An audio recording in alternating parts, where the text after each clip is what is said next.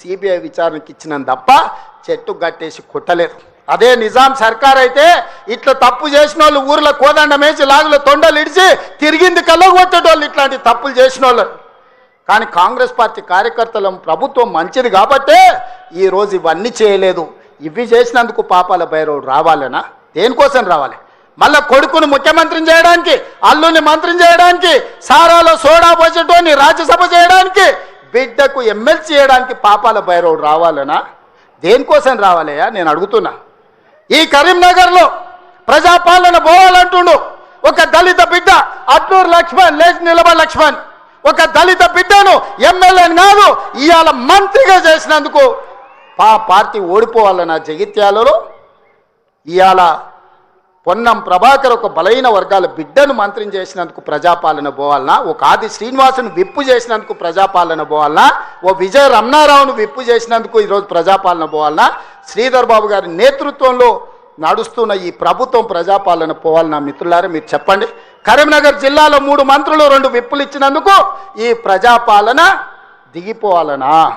నీ ఒక్కనికి పదవి ఇవ్వకపోతే ఒక దళిత బిడ్డ అడ్లూరి లక్ష్మణ్ మంత్రి చేస్తే నువ్వు చూసి ఓర్వలేను అని నువ్వు అసలు మనిషివేనా? గింత అసూయ, గింత ద్వేషం ఎవరికైనా ఉంటుందా కడుపులా? ఇంతకాలం ముసుగు తొడుకొని బతికాడు, ఈ నాళ్ళకు ఆ ముసుగు తొలగిపోయింది. కడుపు నిండా విషమే. విషమున్నోడు ఇవాళ కడుపులో కత్తులు పెట్టుకొని కౌగిలించుకుంటారు. చూస్తున్నాం. ఆయన ప్రభుత్వం వస్తాడంటే ఈయనకు పెద్ద పదవి ఇస్తాడంట. నీకున్న ప్రతిపక్ష హోదా ఊడగొట్టకపోతే నా పేరు మార్చుకుంటా బిడ్డ కేసీఆర్. 2023లో నిన్ను ఓడగొట్టిన, 2024లో నీకు గుండు సున్నా ఇచ్చిన, సర్పంచ్ ఎలక్షన్లో పాతరేసిన, మున్సిపల్ ఎన్నికల్లో ఉప్పు పాతరేసిన, జూబ్లీ హిల్స్ కంటోన్మెంట్లో నీకు గోరి కట్టిన, వచ్చేసారి ఆ గోరి మీద మా కాంగ్రెస్ పార్టీ కార్యకర్తలు జెండా ఎగరేస్తారు. ఇదే నా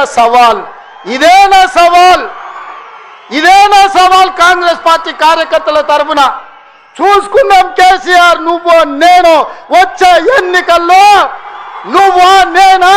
ప్రజాపాలన పాపాల భైరవుడా?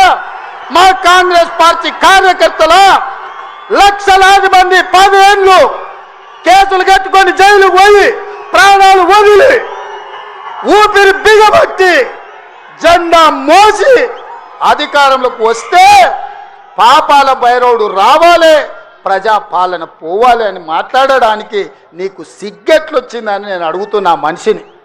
అందుకే మిత్రులారా, ఈ ఆలోచన నుంచి నా మాటగా తీసుకోండి. ఎన్నికలు ఎప్పుడొచ్చినా ఒక్క మాట రాసి పెట్టుకోండి. చరిత్రల కేసీఆర్ గారు జగిత్యాలలో నిన్ను పాతరేసి 100 మీటర్ల లోతు గోతి తీసి పాతి పెట్టే కార్యక్రమం మా కాంగ్రెస్ పార్టీ జగిత్యాల కార్యకర్తలు తీసుకుంటారు. ఈ తెలంగాణ రాష్ట్రంలో ఈ ప్రాంతంలో ఒక చరిత్ర ఉన్నది. 94 నుంచి 2004 వరకు 2 సార్లు తెలుగుదేశం అధికారంలో ఉన్నది. 2004 నుంచి 2014 వరకు 2 సార్లు వైఎస్ఆర్ నాయకత్వంలో అధికారంలో ఉన్నది. 2014 నుంచి 2024 వరకు 2 సార్లు కేసీఆర్ నాయకత్వంలో ప్రభుత్వం ఉన్నది. 2024 నుంచి 2034 వరకు నేను మా మిత్రుడు మహేష్ గౌడ్ గారి నాయకత్వంలో ప్రజాపాలన ఉంటుంది. ఆనాడు వైఎస్ఆర్ డిఎస్ ఏ విధంగా అయితే 2 సార్లు పార్టీని అధికారంలోకి తెచ్చిండ్రో మళ్ళీ ఈరోజు చెప్తున్నా, అదే వైఎస్ఆర్ డిఎస్ నాయకత్వంలో ఎట్లయితే అధికారంలోకి వచ్చినామో ఈనాడు నేను మా మిత్రుడు మహేష్ గౌడ్ 2సార్లు అధికారంలోకి తీసుకొస్తాము, ప్రజాపాలనను ప్రజలకు అందిస్తామని చెప్పి నేను ఈ వేదిక మీద నుంచి చెప్పదలుచుకున్నా. చరిత్ర పునరావృతం చేసే బాధ్యత మాది, చరిత్ర నిర్మించే బాధ్యత నాది, చరిత్రలో సువర్ణ అక్షరాలతో లిఖించే విధంగా ప్రజాపాలన అందించే బాధ్యత మాది. ప్రభుత్వ ఉద్యోగాలు ప్రైవేటు ఉద్యోగాలే కాదు, హైదరాబాదు నగరాన్ని మహానగరంగా నిర్మించుకునే బాధ్యత మాది. కూలిపోయిన కూలేశ్వరాన్ని చక్కగా చేసుకొని మళ్ళీ నీళ్ళు అందించుకునే బాధ్యత మనది. పాలమూరు రంగారెడ్డి ఎత్తిపోతలు కావచ్చు, జూరాలు కావచ్చు, భీమా కావచ్చు, నెట్టంపాడు కావచ్చు, కోయిల్సాగర్ కావచ్చు, శ్రీరామ్ సాగర్ కావచ్చు, దేవాదులు కావచ్చు, సీతారామ ప్రాజెక్టు కావచ్చు, కాళేశ్వరం ప్రాజెక్టు కావచ్చు, మా మిత్రుడు చెప్పిన చిన్న కాళేశ్వరాన్ని పూర్తి చేపించే బాధ్యత నాది. మిత్రులారా, మీకు అండగా నిలబడి మీరు అండగా ఉండండి. నాతో పాటు నడవండి, ఎవడు వచ్చినా తొక్కు కుట్టబోయే